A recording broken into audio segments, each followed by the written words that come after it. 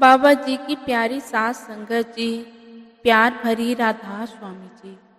सास संगत जी, इस वीडियो में मैं आपको बताऊंगी कि बाबा जी ने क्यों एक काले सांप का अंतिम संस्कार किया और कैसे बाबा जी अपनी रूहों की संभाल करते हैं जी। फिर चाहे वे रूह किसी भी जोनी में क्यों ना हो, बाबा जी उसको 84 से मुक्त करा ही देते हैं। साथ संगत जी, ऐसा कहा जाता है कि जितने भी पूर्ण संत महात्मा इस पृथ्वी पर अवतार लेते हैं तो वे पहले से ही तय करके आते हैं कि वह पृथ्वी से कितनी रूहों को मुक्त करवा कर ले जाएंगे। उन्हें मालिक ने इस काम की जिम्मेवारी दी होती है। संत महात्माओं को जितनी रूहों की जिम्मेदारी दी जाती है, वे उतनी ही रूहों को इस संसार के महाविशाल भवसागर से मुक्त करवा कर ले जाते हैं। संगत जी, अगर हम यहाँ सोचें कि हम तो अपनी मर्जी से सतगुरु की शरण में चले आए हैं, तो ऐसा सोचना हमारी बड़ी भूल है जी। ये सब सतगुरु की मर्जी से होता है।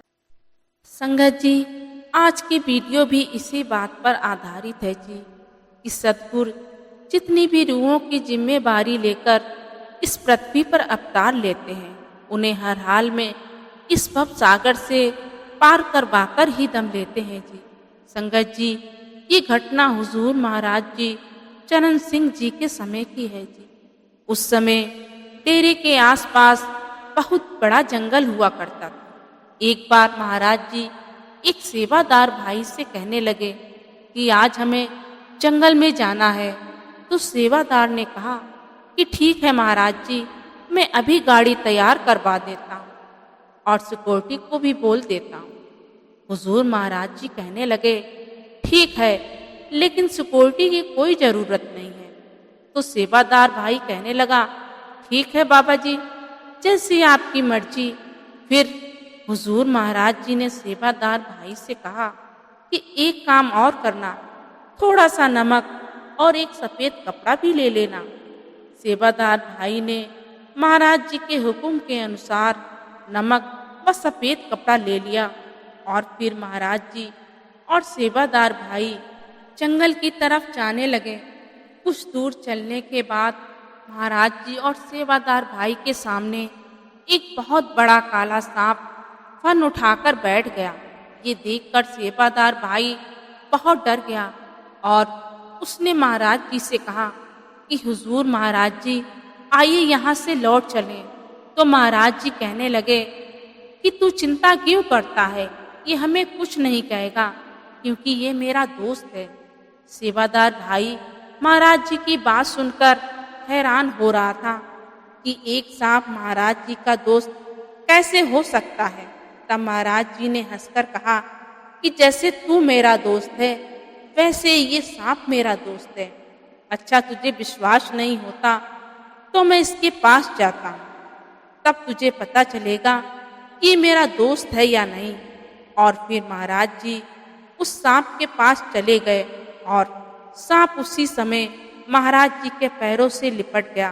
फिर महाराज जी के पैरों पर अपना सिर रखकर अपने प्राण त्याग दिए। और फिर महाराज जी ने सेवादार भाई से एक गड्ढा खोदने के लिए कहा। जब गड्ढा खुद गया और फिर हुजूर महाराज जी ने उस सांप के ऊपर नमक डालकर सफ़ेद कपड़े में लपेटकर उसे गड्ढे में रखकर गड्ढे को मिट्टी डालकर बंद कर दिया। ये सारा नज़ारा देखकर सेवादार भाई हैरान हुए जा रहा था। फिर हुजूर महाराज जी और सेवादार भाई वापस डेरे की तरफ चलने लगे। सेवादार भाई के मन में बार बार रह रहकर यही प्रश्न आ रहा था कि हुजूर महाराज जी से कैसे पूछूं कि वो सांप आपका दोस्त कैसे था, लेकिन पूछे कौन। पूछने के लिए तो हिम्मत चाहिए थी, लेकिन सेवादार भाई हिम्मत नहीं कर पा रहा था कि महाराज जी से सवाल कर पाए। साथ संगत जी, महाराज जी तो जानी जान है। वे सेवादार के मन की बात समझ गए और उसके बाद हुजूर महाराज जी ने सेवादार भाई को सारी बात बताई। इसे सुनकर सेवादार भाई बहुत हैरान हुए जा रहा था। तो संगत जी, जब आप भी ये बात सुनोगे तो आप भी हैरान रह जाओगे जी। महाराज जी ने सेवादार भाई को बताते हैं कि जब मैं कॉलेज में अपनी पढ़ाई कर रहा था, तब ये जो अब इस जोनी में सांप बन गया है, ये मेरा बहुत अच्छा दोस्त हुआ करता था। ये मेरी हर बात मानता था, सिर्फ एक बात छोड़कर। वो याद थी कि जब मैं इसको कहता कि कुछ समय मालिक की भक्ति जरूर कर ले, तो ये मेरी बात को नहीं मानता और ये कह देता कि हर काम की उम्र होती है, जब मैं बूढ़ा हो जाऊंगा तो उसके बाद मुझे और कुछ थोड़ी ना करना है, तब मैं मालिक की भक्ति कर लूंगा।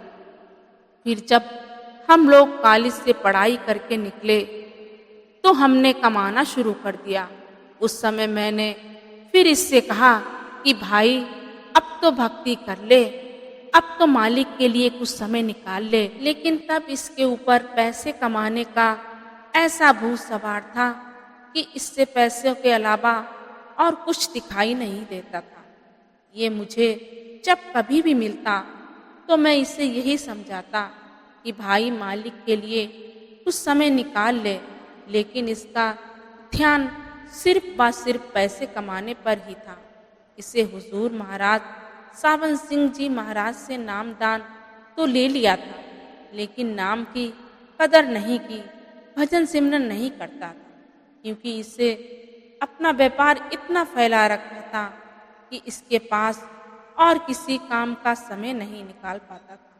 लेकिन जब कभी ये 5 या 10 मिनट के लिए भजन सिमरन पर बैठता तो इसका मन व्यापार में फंसा रहता, और जिसके कारण ये 5 या 10 मिनट ही बैठता और उठ जाता।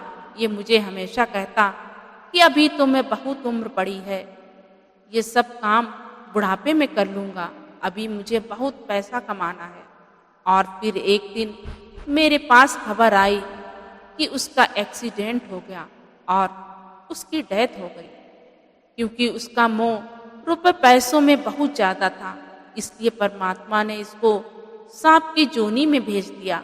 सांप की जोनी में जाने के बाद ये मुझे अब हर रोज याद करता और मुझसे कहता कि भाई, अब तो मुक्त करवा दे। अब जब इसके कर्मों को सांप जोनी में भोग लिया गया है तो मुझे इसके पास आना पड़ा। अब ये फिर से इंसान की जोनी में जाएगा और अपना छूटा भजन सिमरन पूरा करेगा।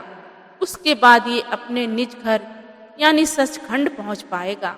तो साथ संगत जी, बाबा जी की ये साखी हमें क्या सीख देती है कि जो लोग ये सोचकर बैठे रहते हैं कि हमें नामदान मिल गया है, अब तो हमारी मुक्ति पक्की है, उनको ये साखी सुनकर समझ आ गया होगा कि नामदान लेकर कमाई नहीं की तो क्या हाल होता।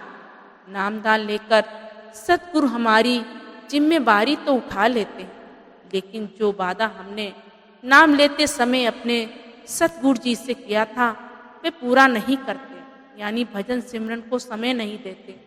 तो जब तक हमारे कर्मों का हिसाब पूरा नहीं होगा, तब तक हम इस रचना से आजाद नहीं हो सकते। इसलिए सतगुरु ने हमें नामदान देकर वे चाबी दी है जिसके द्वारा हम इस रचना से सहज ही निकल सकते हैं और वापस अपने निज घर पहुंच सकते हैं। तो साथ संगत जी, हम इस मनुष्य जामे का पूरा लाभ उठाकर इस संसार से मुक्त होना ही हमारा असल मकसद होना चाहिए। बाबा जी ये कभी नहीं कहते कि पैसा मत कमाओ या अपने घर परिवार की जिम्मेवारी मत निभाओ। बाबा जी जितने भी सत्संग फरमाते हैं, आपने सुना होगा कि एक बात पर ज़्यादा जोर देते हैं कि भजन सिमरन पर, और साथ ही ये भी कहा जाता है कि हमें इस संसार में रहकर अपनी पारिवारिक और सामाजिक जिम्मेवारी भी निभानी है और परमात्मा के लिए समय भी निकालना है। हमें जंगलों पहाड़ों पर जाने की कोई ज़रूरत नहीं है। साथ संगत जी, इसी के साथ मैं आपसे इजाज़त लेती हूँ।